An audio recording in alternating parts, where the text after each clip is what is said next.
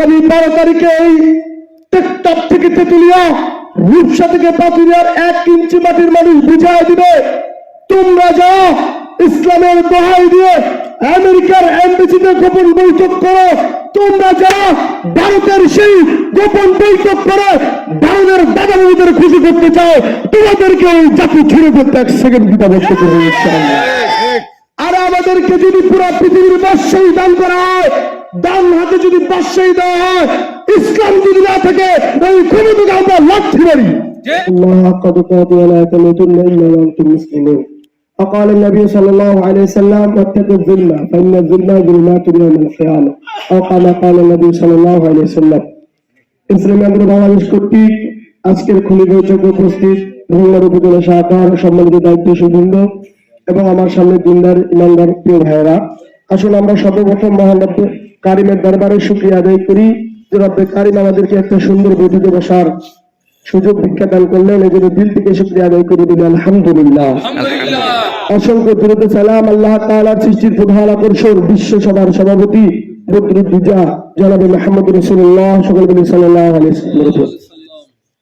আজকের এই বৈঠক আগামীর আমাদের মাথায় কারা নেতৃত্ব দিবেন, আমাদের হক আমাদের ঘরে ঘরে যারা পৌঁছায় দিবেন, এদেরকে চিনা যাওয়ার বৈঠক, ঠিক কিনা? মোহতারাম হাজিরিন, আমরা আমাদের এই পূর্বে কিছুদিন পূর্বেও দেখেছি যাদেরকে আমরা আমাদের মাথায় বসিয়েছি, যাদেরকে আমাদের নেতৃত্ব দেওয়ার জন্য আমরা যাদেরকে গ্রহণ করেছিলাম, তারা এই দেশে খেটে খাওয়া মানুষের অধিকার ঠিক মতো বুঝাই দিতে পারে না। শুধু তাই নয়, আমরা বলতে শুনেছি এরকম যে হুজুর এমন এমপিকে আমরা বসাইলাম, এমন চেয়ারম্যানকে বসাইলাম, এমন উপজেলা চেয়ারম্যানকে বসাইলাম যে পায়খানা পর্যন্ত খাওয়া গেল।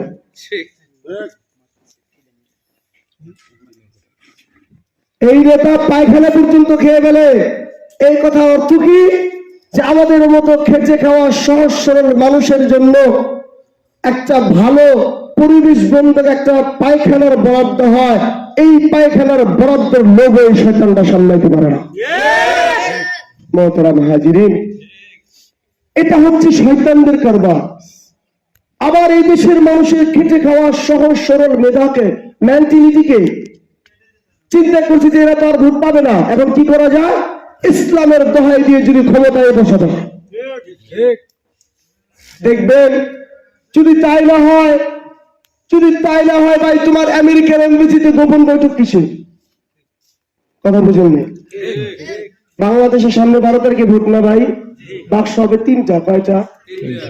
1 নম্বর বাক্স হবে ইসলামের বাক্স, 2 নম্বর বাক্স হবে আমেরিকাকে খুশি করার বাক্স, 3 নম্বর বাক্স হবে ভারতের সাথে আঘাত করার বাক্স। মোহতারাম হাজিরিন, আমরা ক্ষমতা বুঝি না, ক্ষমতা আমাদেরকে বুঝাইতে হবে না, আমাদের ক্ষমতার প্রয়োজন নেই। আমাদের কথা হচ্ছে ইসলামের নাম দিয়ে ধোঁকাবাজি করতে পারবেন না। আগামী 12 তারিখে এই টেকটপ থেকে তেতুলিয়া রূপসা থেকে পাতুরিয়ার 1 ইঞ্চি মাটির মানুষ বুঝাই দিবে, তোমরা যা ইসলামের দোহাই দিয়ে আমেরিকার এমবেসিতে গোপন বৈঠক করো, তোমরা যা ভারতের সেই গোপন বৈঠক করে ভারতের দাদাবাবুদের খুশি করতে চাও, তোমাদেরকে ওই জাতি ছেড়ে করতে 1 সেকেন্ড কিতা বলতে করবে। মোহতারাম হাজিরিন, বুঝার সময় এসেছে, বুঝার সময় এসেছে, দেখার সময় এসেছে। ওলামা হযরতদের নেতৃত্বে যখন তারা ক্ষমতায় যাবে, অন্তত এতটুকু মনে রাখেন, আপনার হক আপনার ঘর পর্যন্ত সে পৌঁছে দিবে। মোহতারাম হাজিরিন, এখন বলবেন হুজুর অমুক দল ইসলামের কথা বলে, অমুক দল ইসলামের কথা বলে, আমরা কাটটা মানবো, আমরা কাটটা মানবো। সোজা কথায় আপনি দেখবেন যার ব্যক্তি জীবনে ইসলাম খুঁজে পাওয়া যায়, যাদের পারিবারিক জীবনে ইসলাম খুঁজে পাওয়া যায়, যাদের সমাজ জীবনে ইসলাম খুঁজে পাওয়া যায়, যাদের মধ্যে নবীজির পরিপূর্ণ আদর্শ খুঁজে পাওয়া যায়, তাদেরকে জয়যুক্ত করলে পার্লামেন্টে পাঠাবে ইনশাআল্লাহ।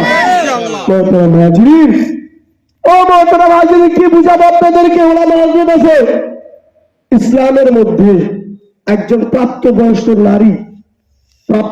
নারী যদি নিজের মেয়ে হয়, ওলামা হযরত আছে ফতোয়া তারা দিবে, প্রাপ্তবয়স্ক যদি একজন মেয়ে হয়, তাহলে সেই আপন মেয়েকে পর্যন্ত জড়িয়ে ধরা যায়।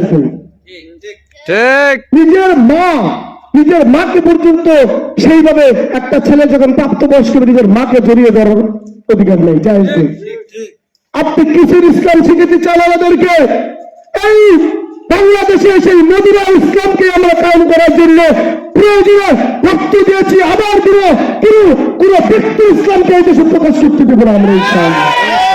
মোহতারাম হাজিরিন, সোজা ভাষায় বুঝেন, ইসলাম এত সহজ বিষয় না, আবার এত কঠিন বিষয় না। আমাদের মন গড়া ইসলাম দিয়ে যদি আমরা বাংলাদেশে ইসলাম কায়েম করতে চাই, এটা আমাদের মুখের বলি, বাস্তবতা প্রকাশ হবে না। এখন বলবেন ভাই, ওদের এত জনসংখ্যা, এত মিটিং, এত লোক, ও ভাই তুমি কি বুঝাইতে চাও?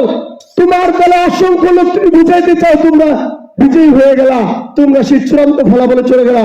মনে রাখো, আমরাও দেখেছিলাম বদরে আবু জাহেলের লোক বেশি ছিল। আমরা দেখেছি বদরে আবু জাহেলের লোক বেশি ছিল, কিন্তু হযরত মুহাম্মদ সাল্লাল্লাহু আলাইহি সাল্লামের ঈমান ছিল 100 ইয়াকিন ছিল 100। একমাত্র রব্বে কারীমকে সন্তুষ্টি করার উদ্দেশ্যে মাঠে নেমে গিয়েছিল। আল্লাহ তাআলা তাদের হাতে বিজয়ের কালিমা পড়ায় দিয়েছে। আর যারা তোমাদের মধ্যে আমেরিকাকে খুশি করতে চায়, ভারতকে খুশি করতে চায়, ইসলামের শত্রুদের খুশি করতে চায়, তাদের ইসলাম আল্লাহ তাআলা হাজার হাজার গজ মাটির নিচে পৌঁছায় দেবে, ইনশাআল্লাহ। মোহতারাম হাজিরিন, সর্বশেষ সারা বাংলাদেশে হাত পাকার বিজয়ের আশা করে আপনাদের সুস্বাস্থ্য দীর্ঘ কামনা করে আমার বক্তব্য শেষ করছি। আসসালামু আলাইকুম ওয়া রাহমাতুল্লাহ। ধন্যবাদ মাওলানা মিরাজুল ইসলাম বিপ্লবীকে খুব গুরুত্বপূর্ণ বক্তব্য রাখার জন্য।